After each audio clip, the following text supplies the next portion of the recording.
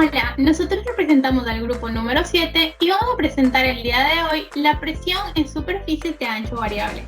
Los expositores en esta ocasión seremos Ezequiel Ramírez y Joana Yane. Vamos con la presentación.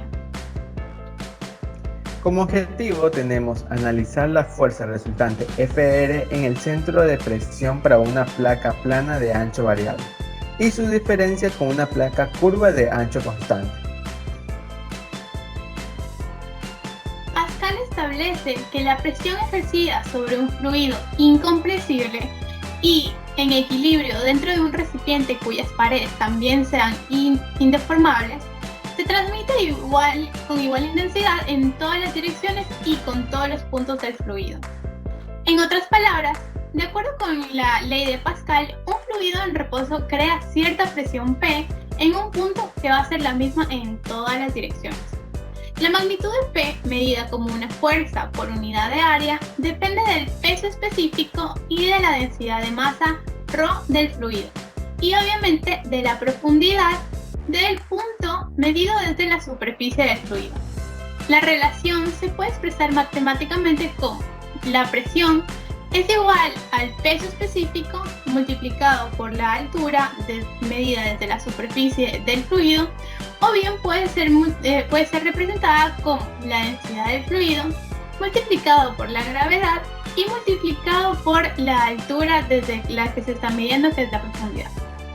Esta ecuación únicamente es válida para fluidos que son incompresibles, como es el caso de la mayoría de líquidos. Sin embargo, los gases son fluidos compresibles, es decir, que sus densidades pueden cambiar considerablemente dependiendo de la presión y de la temperatura en la que se encuentren. Por lo tanto, en esos casos, esta ecuación no es válida.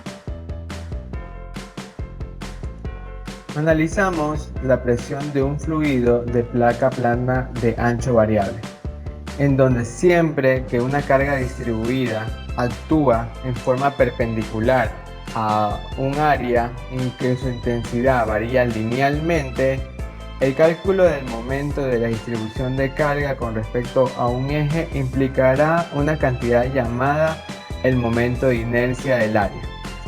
Por ejemplo, como vemos en la imagen, considerando la placa, la cual está sometida a una presión P del fluido. Como se analizó anteriormente, esta presión varía de forma lineal con la profundidad, de tal manera que P igual a gamma por HY, en donde gamma es el peso específico del fluido y HY será la profundidad. Así, la fuerza que actúa sobre el área diferencial de dA de la placa es dF igual al P por dA.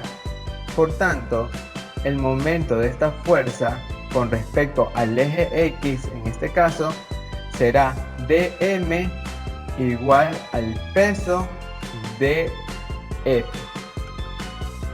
También podemos observar que la relación que tenemos anteriormente la podemos ingresar en esta ecuación, en donde será este igual a HY por gamma por dA. Realizando la respectiva integral para hallar el momento de inercia, tenemos que m va a ser igual al peso específico, siendo una constante se la saca de la integral, y sería la integral de HY por X por DY, la cual sería correspectivamente la integral. En la imagen podemos observar que la fuerza resultante de la presión del agua y su ubicación sobre la placa elíptica trasera del tanque de este camión debe determinarse por medio de integración. Este es un claro ejemplo de cómo este tema, como estos problemas, es aplicado en la vida real.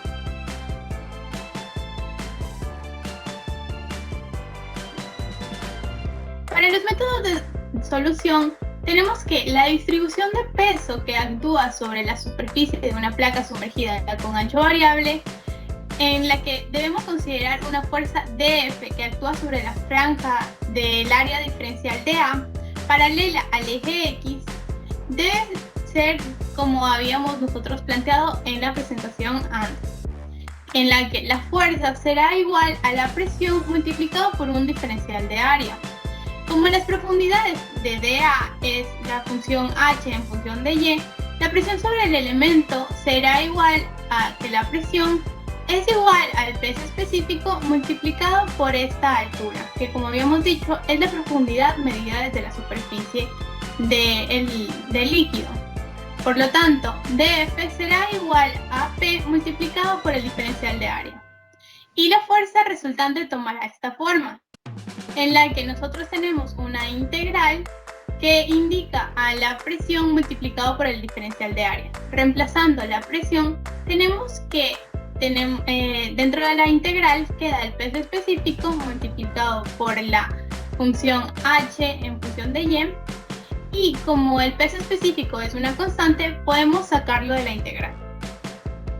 En otras palabras, la magnitud de la fuerza resultante que actúa sobre cualquier placa plana es igual al producto del área A de la placa y la presión P a la profundidad del centroide o del área. Esta fuerza también es equivalente al volumen bajo la distribución de presión.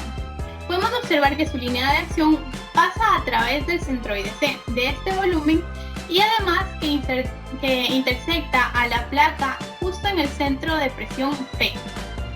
En estos ejercicios es muy importante tener en cuenta que la ubicación de C no siempre coincide con la ubicación de P.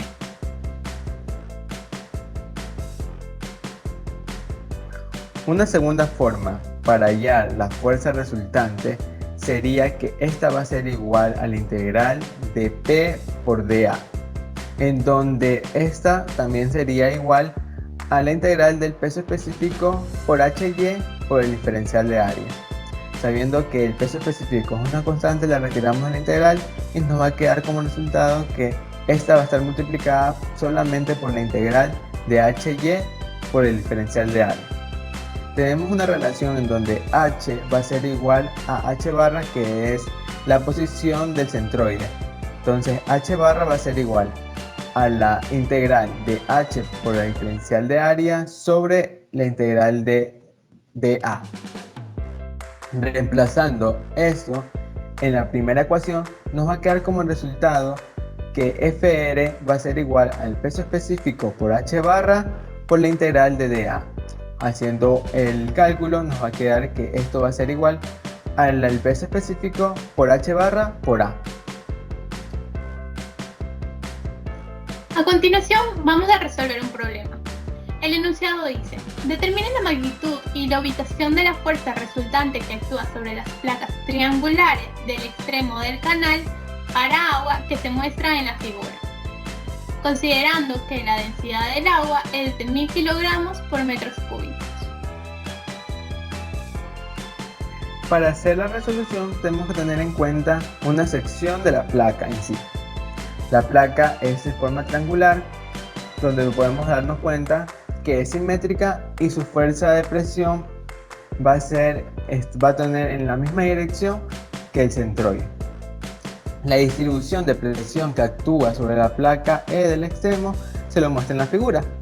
La magnitud de la fuerza resultante es igual al volumen de esta distribución de carga, en donde cuando resolvemos el problema por integración nos damos cuenta de que dF va a ser igual a dB y por su relación esta va a ser igual a PdA, en donde la presión va a ser igual a la densidad por G por Z. Tenemos en cuenta también que esta va a ser multiplicada por el diferencial de área. Haciendo una analogía, vemos en la figura que esta imagen nos va a dar que el diferencial que tomamos de dz va a estar multiplicada por una ecuación que va a ser descrita como 2x, que esa va a ser nuestra diferencial de área. Al reemplazarla vamos a tener que nos va a quedar que la fuerza en sí, la diferencial de fuerza, va a ser igual a 19.620 z por x por dz, en donde para tener una mejor precisión, vamos a tener en cuenta que el X que tenemos en la ecuación lo podemos tener en una relación con Z. Listo, entonces al encontrar la ecuación, vamos a tener que con los cálculos hechos, esta X va a ser igual a 0.5 por 1 menos Z, para así poderla integrar en la ecuación primeramente descrita. Vamos a tener en cuenta aquí que f va a ser igual a b y esta va a ser igual a la integral de db con respecto al volumen. Este se va a integrar con respecto a la relación que tiene desde 0 a 1, porque la podemos verificar en la imagen, que este va a ir de 0 hasta 1.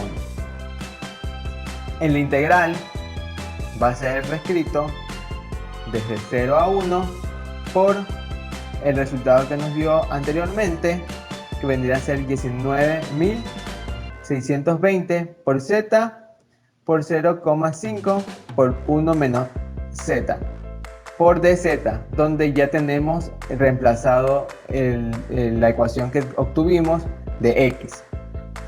Al hacer los cálculos, al hacer todas las constantes las sacamos y nos va a quedar nomás que 9.810 por la integral desde 0 hasta 1 por z menos z al cuadrado por dz. Esta, al ser la integral, al sacar la integral y resolverla, nos va a quedar como resultado que f y b va a ser igual a 1635 newton. Y como kilonewtons nos va a quedar que es igual a 1.64 kilonewtons. Listo, entonces este resultante pasa a través del centroide del volumen. Y como lo podemos notar en la imagen, esta tiene una simetría, en donde la posición del centroide de X va a ser igual a 0.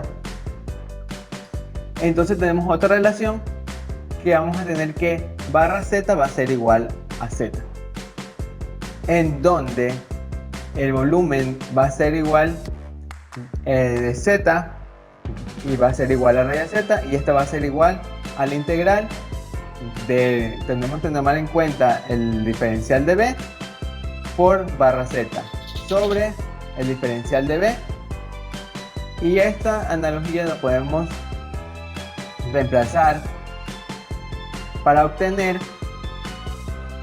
el dato real de la posición, en donde al hacer todos los cálculos correspondientes nos va a quedar que la posición de Z va a ser igual a 0.5 metros al resolver todas las integrales y al hacer el cambio de variables correspondientes.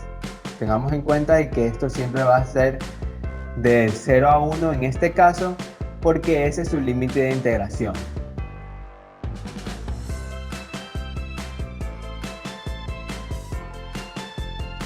También existe otro método para encontrar la fuerza resultante, que facilitará la resolución del ejercicio, ya que elimina el uso de las integrales, en el que, como se ha dicho previamente, nosotros únicamente tendremos que haber multiplicado 9.810 por 1/3 y por 1/2, dándonos el mismo resultado, que era de 1.64 kilonewtons. Como es posible ver, tenemos la misma respuesta. Y esta la hacemos sin integrales. Como recomendación, tenemos que tomar en cuenta las cantidades según el sistema en la que vamos a trabajar, en especial las unidades. También diferenciar la densidad de los fluidos y de su peso específico. Calcular correctamente el área, eso es muy importante al momento de los cálculos. Y tener en cuenta cuáles son los límites de integración, porque si ponemos un límite que no es el correspondiente, no nos va a dar el resultado que realmente deseamos. Bueno, como conclusiones, tenemos que para obtener la fuerza resultante y la ubicación se requiere de integrales, por lo que es muy importante haber practicado un poco y tener un buen conocimiento de las mismas. Adicionalmente, la magnitud de la fuerza resultante que actúa sobre cualquier placa plana es igual al producto del área de la placa y de la presión.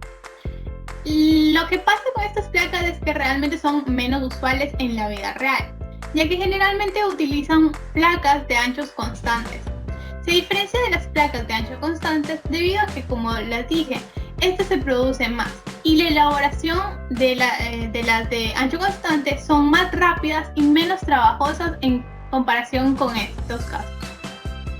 Si necesitas ayuda o cualquier consejo o cualquier asesoramiento sobre estos ejercicios, no olvides que puedes escribirnos a nuestros correos o números personales.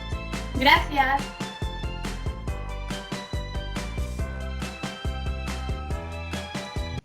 Corte.